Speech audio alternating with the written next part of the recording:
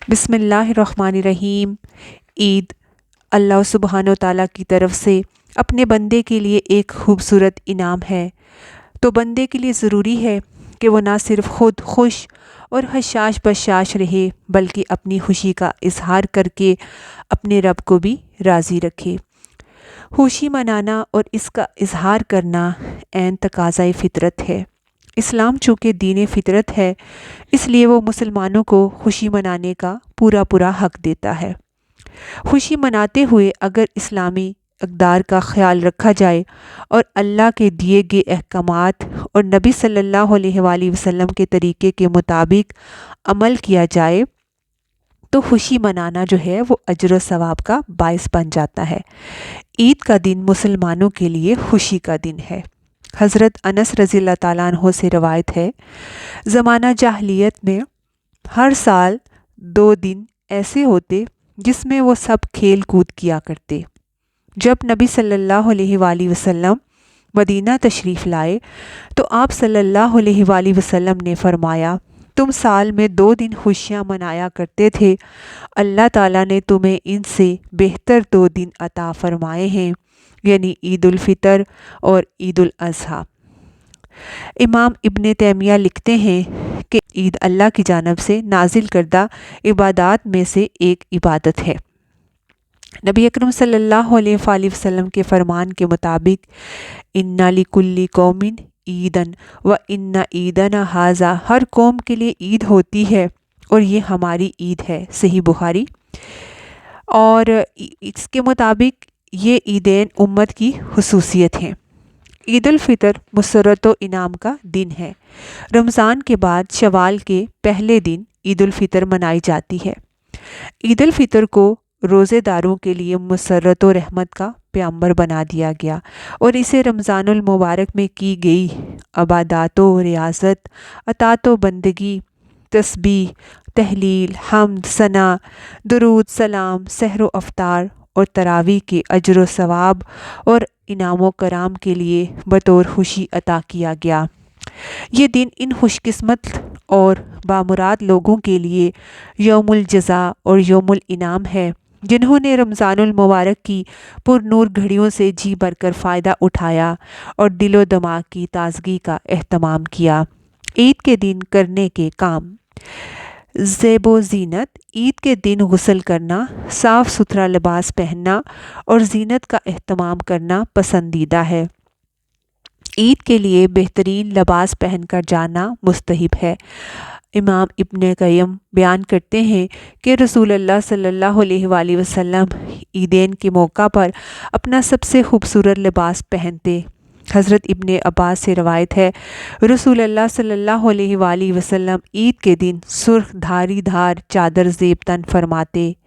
ابن عمر جو نبی صلی اللہ علیہ وآلہ وسلم کا سب سے زیادہ اتباع کرنے والے تھے، عیدین کے موقع پر اپنا سب سے عمدہ لباس زیب تن کرتے تھے۔ البتہ مردوں کے لیے ریشمی لباس ناپسندیدہ ہے، لہٰذا انہیں اس کے استعمال سے بچنا چاہیے۔ نیز خوشی کے اس موقع پر اسراف سے بچنے کی ضرورت ہے۔ عید کے دن تکبیرات پڑھنا: اللہ تعالیٰ نے فرمایا، اور اللہ کی بڑائی بیان کرو اس پر جو اس نے تمہیں ہدایت دی۔ اللہ تعالیٰ کی بڑائی بیان کرنے کا حکم عام ہے، جس میں عیدین کے مواقع بھی شامل ہیں۔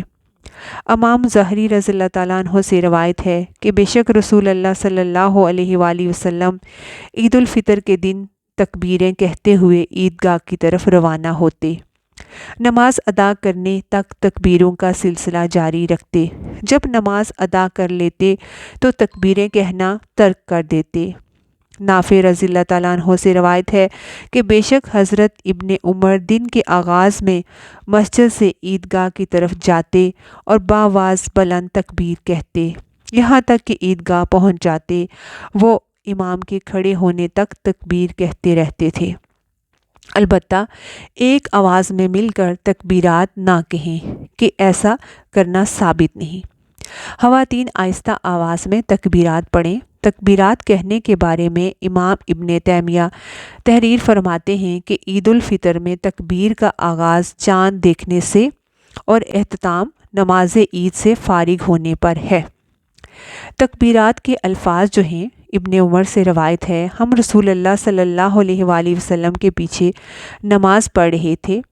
اس دوران لوگوں میں سے ایک شخص نے کہا، اللہ اکبر کبیرہ والحمد للہ کثیرہ وسبحان اللہ بکرۃ و اصیلا۔ تو رسول اللہ صلی اللہ علیہ وآلہ وسلم نے پوچھا، یہ کلمہ کس نے کہا ہے؟ اس شخص نے جواب دیا، میں نے۔ یہ سن کر نبی صلی اللہ علیہ وآلہ وسلم نے فرمایا، مجھے تعجب ہوا جب اس کلمہ کے لیے آسمان کے دروازے کھول دیے گئے۔ ابن عمر کہتے ہیں، میں نے جب سے آپ سے یہ بات سنی ہے ان کلمات کو کبھی نہیں چھوڑا۔ چنانچہ صحابہ کرام سے بھی مختلف تکبیرات پڑھنا ثابت ہے، مثلاً اللہ اکبر، لا الہ الا اللہ واللہ اکبر، اللہ اکبر وللہ الحمد۔ پھر اس کے بعد جو ہے وہ ہے فطرانہ۔ حضرت ابن عباس سے روایت ہے کہ رسول اللہ صلی اللہ علیہ وآلہ وسلم نے صدقہ فطر جو ہے وہ روزہ دار کو روزے کے دوران جو لغو اور بیہودہ بات سے پاک کرنے اور مساکین کے کھانے کے لیے مقرر کیا، یعنی روزے کے دوران سے جو بھی لغو اور فضول باتیں ہوئیں وہ اس کے صدقے کے طور پہ ہیں۔ جو شخص اس کو عید کی نماز سے پہلے ادا کرے تو وہ مقبول صدقہ ہے، اور جو نماز کے بعد ادا کرے گا تو وہ عام صدقہ شمار ہوگا، وہ صدقہ فطر نہیں ہے۔ لہٰذا گھر کے تمام زیر کفالت افراد، ملازمین اور بچوں کی طرف سے عید الفطر کی صبح نماز عید سے پہلے صدقہ فطر ادا کر دیں۔ نافع رضی اللہ تعالیٰ عنہ سے روایت ہے، حضرت عبداللہ بن عمر عید الفطر سے 2-3 دن پہلے صدقہ فطر اس شخص کے پاس بھیج دیا کرتے جس کے پاس وہ جمع ہوتا تھا۔ فطرانہ کی جو مقدار ہے، آپ صلی اللہ علیہ وآلہ وسلم نے کھجور یا جو کا 100 مقرر کیا، جو آج کل قریباً 2.5 کلو کے برابر وزن ہے۔ پھر اس میں مختلف ہے کہ جو گندم کے حساب سے، کوئی جو کے، کوئی اس میں کھجور کے، کوئی کشمش کے حساب سے، جس کے حساب سے کوئی 2.5 کلو کی قیمت کے برابر عطا کرے گا ہر بندے کے لیے۔ نماز سے قبل میٹھا کھانا۔ عید الفطر کی نماز کے لیے جانے سے پہلے میٹھا کھانا مسنون ہے۔ حضرت انس رضی اللہ تعالیٰ عنہ سے روایت ہے، رسول اللہ صلی اللہ علیہ وآلہ وسلم عید الفطر کے دن کھجوریں تناول فرمائے بغیر نہ نکلتے۔ حضرت انس ہی کی ایک اور روایت ہے کہ وہ اس کو طاق تعداد میں تناول فرماتے۔ کھجوریں موجود نہ ہوں تو کوئی بھی میٹھی چیز کھائی جا سکتی ہے۔ حضرت ابو ہریرہ سے روایت ہے، رسول اللہ صلی اللہ علیہ وآلہ وسلم نے عید الفطر اور عید الاضحیٰ کے دن روزہ رکھنے سے منع فرمایا۔ اس کے بعد خواتین کو عید گاہ لے جانے کی جو تاکید ہے۔ حضرت حفصہ کہتی ہیں کہ ہم اپنی لڑکیوں کو عید کے دن باہر نکلنے سے منع کیا کرتے تھے۔ پھر ایک عورت بصرہ آئی اور بنی خلف کے محل میں اتری۔ میں اس سے ملنے گئی۔ اس نے کہا، اس کے بہنوئی نے نبی صلی اللہ علیہ وآلہ وسلم کے ساتھ 12 جہاد کیے تھے، اور 6 جہادوں میں اس کی بہن بھی نبی صلی اللہ علیہ وآلہ وسلم کے ساتھ تھی۔ اس نے کہا، ہم بیماروں کی خدمت کیا کرتے تھے اور مرہم پٹی کیا کرتے تھے۔ اس نے آپ صلی اللہ علیہ وآلہ وسلم سے عرض کیا، یا رسول اللہ، ہم میں سے کسی عورت کے پاس دوپٹہ یا چادر نہ ہو تو کچھ قباحت نہیں اگر وہ عید کے لیے نہ نکلے۔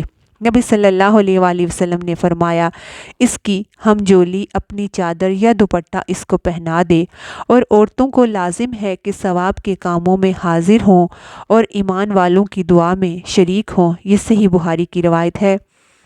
ام عطیہ سے روایت ہے، فرماتی ہیں، ہمیں حکم دیا، یعنی نبی صلی اللہ علیہ وآلہ وسلم نے، کہ ہم جوان کنواری لڑکیوں اور پردہ نشین عورتوں کو دونوں عیدوں کے دن نماز کے لیے لائیں، اور حکم دیا کہ حیض والی جو مسلمان عورتیں ہیں وہ نماز کی جگہ سے دور رہیں، البتہ خواتین عید گاہ آتے جاتے وقت اپنی زینت چھپا کر نکلیں اور ایسی خوشبو سے بھی اجتناب کریں جو مردوں تک پہنچ رہی ہوں۔